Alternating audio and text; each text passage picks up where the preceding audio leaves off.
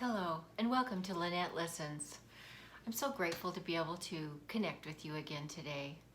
My heart is full as I am editing my book today, thinking of the little children who had a brother or sister that died, the parents of these little children who have struggled with wondering, am I being a good mom? Am I being a good dad?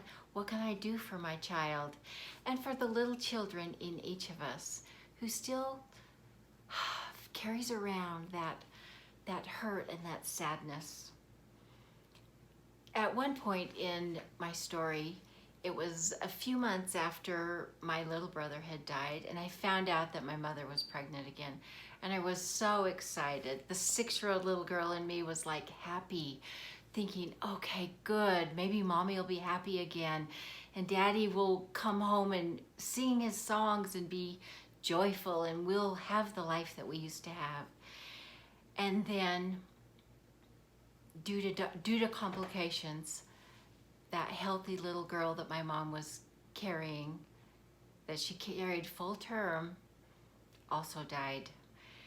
And today I'd like to share you just a couple paragraphs from my book and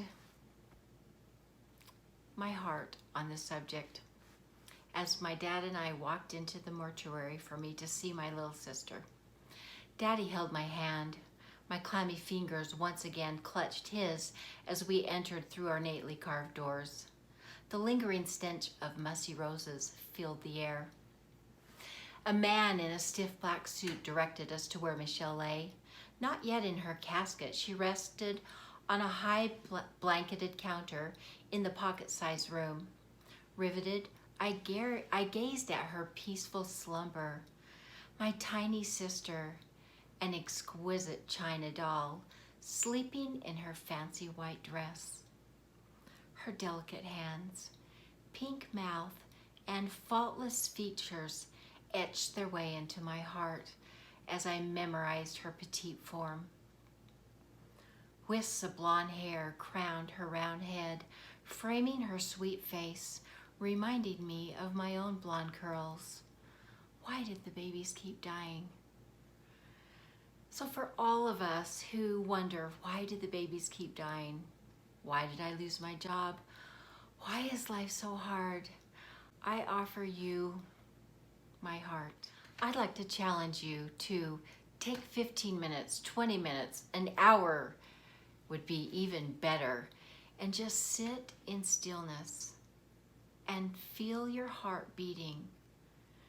Notice your breath, and let that little boy or girl that's hurt inside of you, let them feel all of those feelings that you may have been afraid to feel, those feelings that have been stuffed away so carefully and neatly.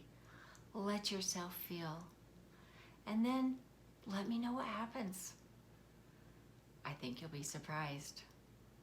And so until next time, thank you for joining me here at Lynette Listens, and I'd love to hear what happens when you give yourself the gift of listening to your heart.